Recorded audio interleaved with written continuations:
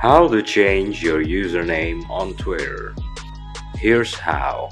For more contents and tutorials like this, please make sure you subscribe to the channel.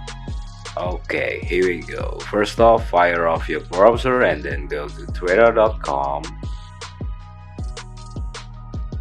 And then from your home feed, go to your profile.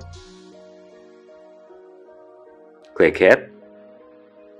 And then choose edit profile. Click it also. And then change your display name. I'll change mine to Gutter Water. I'll press save. And voila! My current display name is now Gutter Water. Now you might be asking, how do I change my current username then? Well, here's how. First off, go to your More section and then Settings and Privacy with the gear icon. Click it and then go to Account Information from your settings. Click it. Confirm your password, press Confirm. Switch username.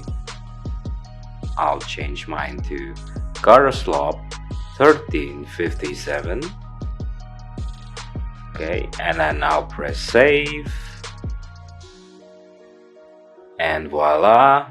My current username is now Gutterslop1357, as you can see now. So that's how you change your username on Twitter. For more contents and tutorials like this, please make sure you subscribe, like, and comment down to our channel.